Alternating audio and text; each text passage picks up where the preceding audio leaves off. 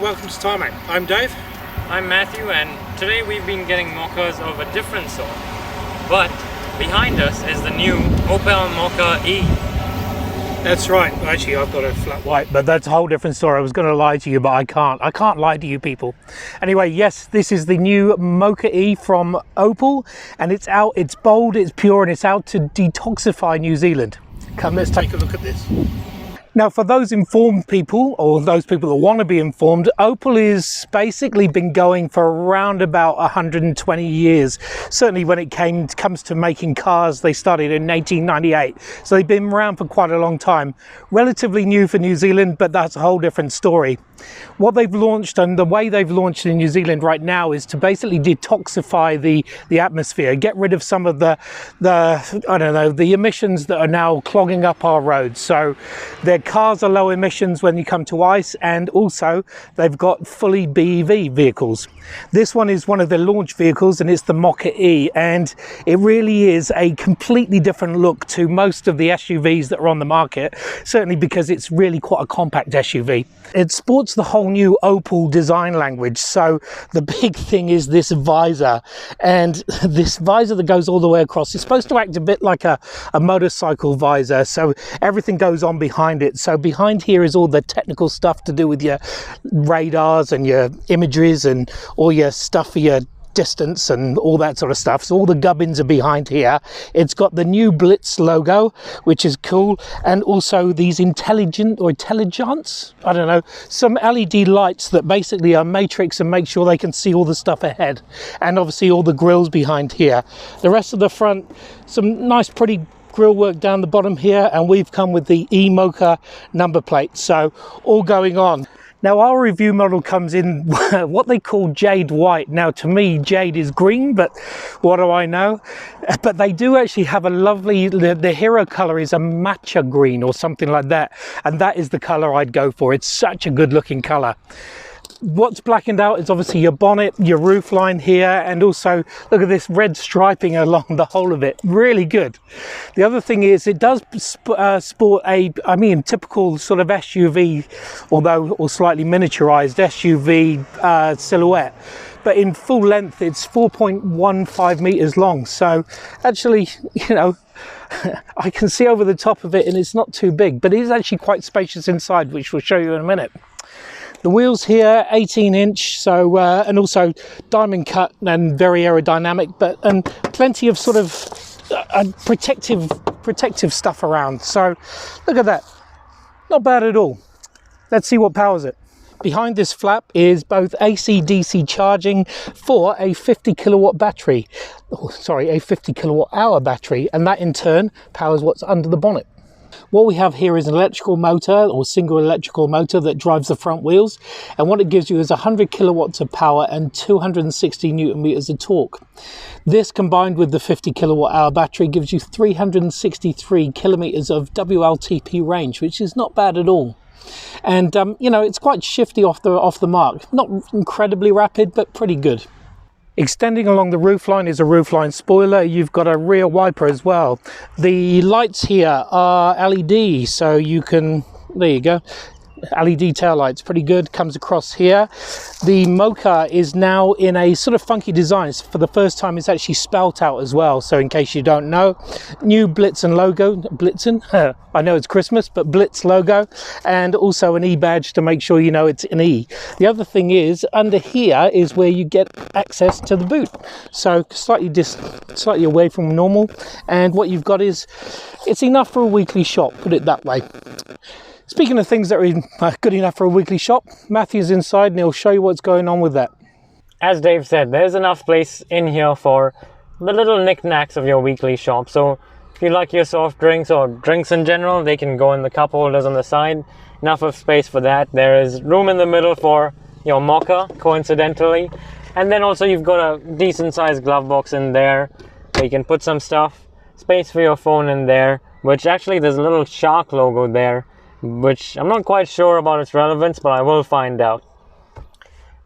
There's enough of space in here for all of a family's needs in terms of storage, and comfort plays a big role on the interior here too. With these seats, well, they're supportive both on the top and bottom with the bolstering. You've got flashes of red, including all this sort of contrast red stitching, and that theme of contrast red sort of continues across the dashboard here to reflect the exterior of the car with that red paneling outside.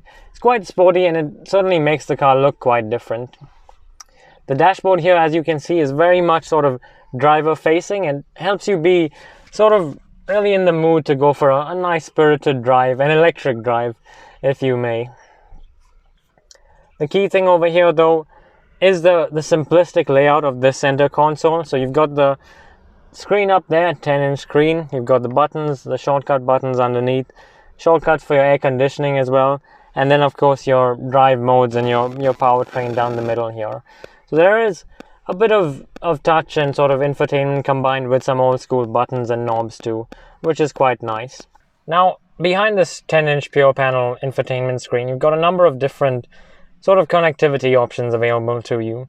So in this little apps button over there, you press that and you get the Apple CarPlay, Android Auto connectivity options, as well as you have Bluetooth for your audio streaming and your calls. So it's quite intelligent in that way. Speaking of intelligence, you have two other buttons relating to the car over here. So if you press the symbol with an Opel on it, you get into the menu here where you can toggle between the different safety settings and sort of things set up for your personal comfort and preferences. The E button there, that's the real key here. So it shows an image of your Mokka there. Note the stylish 18-inch wheels too. It's got your battery there and your motor in the front, and then it'll show you your charging or discharging in terms of energy. And then if you move over to the statistics, it'll tell you your average consumption of the battery and then sort of plot it over time too. On another note, the charge is over here, and you can actually set it to precondition and sort of stuff like that. So the car is sort of well suited to you when you are ready to drive. So the 12-inch display in front of the driver, well, that's sort of neatly laid out with a combination of some analog style circles as well as digital readouts. So on the right here, you've got the battery charge percentage and then also a meter to show you your battery charge. On the left side, you've got your power usage, so whether you're charging, using the power sort of in eco or the more balanced mode. Then in the middle there, you've got your speedo. Key things to note here are the three figures there, so your average speed, average consumption, and then your trip distance as well. And then on the bottom right there, you have the range left. So we have been driving quite a bit, and we've got 204 kilometers of range left at 68% of the battery. Looking further back, and you have this nice steering wheel here with Opel spelled out, as well as that lovely classic electric logo. The steering itself has a flat bottom, feels really good to hold with those thumb grips there. And then you've got your shortcut buttons there. On the right side for the audio and the infotainment screen. And then on the left side, you've got your cruise control, or rather adaptive cruise control, steering wheel heating, and then your sort of forward following distance and stuff like that. So it is really smart in the way that it helps with your driving. While the front seats are pretty generous in terms of space, I've now set this up for my driving position. I'm just under 6 feet, and as you can see there, knee room is a bit snug, to be honest, but at least the back of the seat is nice and soft with this leatherette material. Foot room, I've got a decent bit over there, and headroom quite a bit too, despite the fact that this roof line slopes a decent amount as you go to the back of the car. You can easily fit 2 adults in the back of here. A third one, I'm not so sure, but a child most likely. There are also 2 USB-A charging ports for your rear passengers here, so they have thought of all the practicalities. Well, enough about the space and the bits and pieces in the back here. Let's take it for a drive.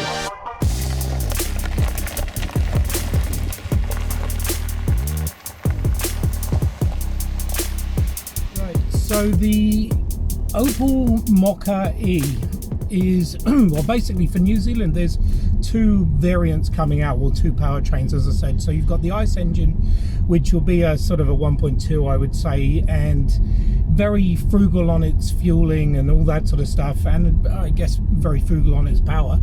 But also they've got this full EV or BEV that's just amazing in its ability just to zoom around town and head out into the wilderness. They're saying that it's autobahnable, which I would not necessarily say that's going to be the case. I wouldn't necessarily want to be going 100 and something. Well, something passes you at 200 and something, but it is pretty quick, and reasonably quick for around town. And it looks the part too, and this sort of driving around the city, the visor at the front, the color schemes are all very distinctive, and not to forget those character lines on the front and rear, which make it look a little bit wider and a little bit more sort of aggressive looking than it really is, even though this isn't a very large car dimensionally. No, you're right, 4 meters 15, but it does have a good sort of stance to it. I agree.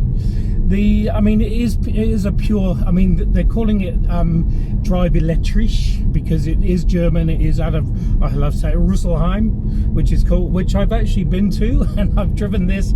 Actually, I've driven this on the autobahn, although very frugally because I was on the left-hand side of a car. Anyway, but it is a sort of funky German, and they're saying it's very much sort of Berlin chic, and you can see where it's sort of aimed. It is a funky looking towny city SUV. It's quite right, and all the sort of, I love all the little details and the way you find these red flashes all over the place in this particular car, and the little shark emblem that's in there, which I still can't figure out the relevance of. No, I think because it's Mokka, if you rearrange it, it could be Marco, so it's a Marco shop. Anyway, I'm stretching. And the unique name as well, and not to forget, Opel has the best logo to be an electric car brand, so it really does. It was made for it, absolutely. Visibility, front visibility is good. Rear's not bad, providing you keep those the rear seat headrests up or down, which is fine. Seat wise, I'm really comfortable, you're really comfortable. I think I'd be a bit cramped even with my short stubby legs in the rear, so I think there's always going to be a compromise on a vehicle that's just over 4 meters long, so therefore I think that's it. But you will be able to get around town with 4 or 5.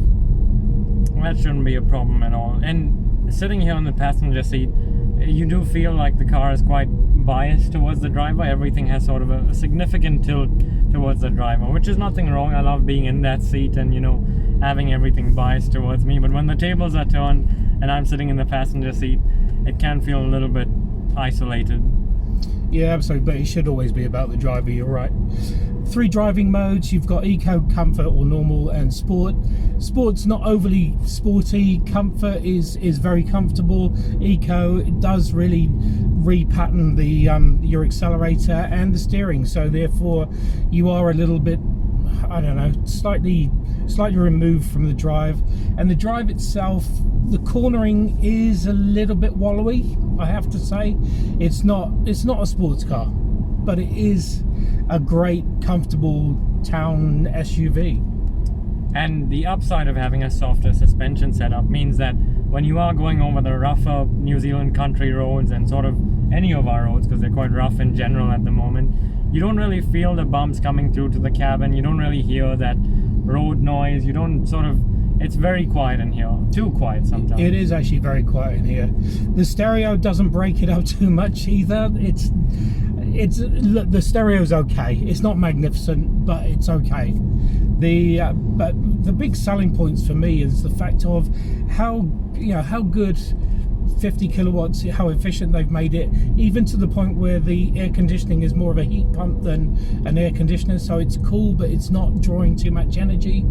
The range is great. I love this pure panel. It's really good and just offers all the information that I want in a really tidy fashion. I think tidy is really a good way to describe this car. It's really nicely designed, everything's sort of convenient, and it just is very practically laid out with a fresh face and that brand new Opel badge, at least for New Zealand. It's a brand new company. Absolutely, and also you're right, it really does turn heads.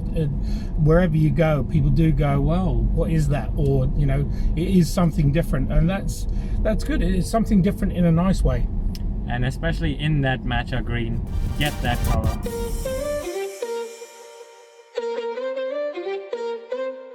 So there you have it, the new Opel Mokka-e, complete with its visor up the front and its pure panel across the front here. So plenty for you to see, for the vehicle to see, and plenty for you to see, which is awesome. It's really funky looking too.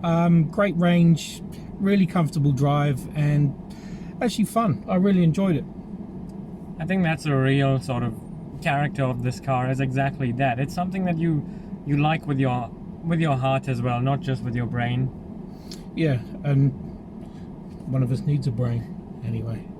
Thanks for watching. Make sure you subscribe. It will be around here somewhere, and we'll see you on the next one. See ya.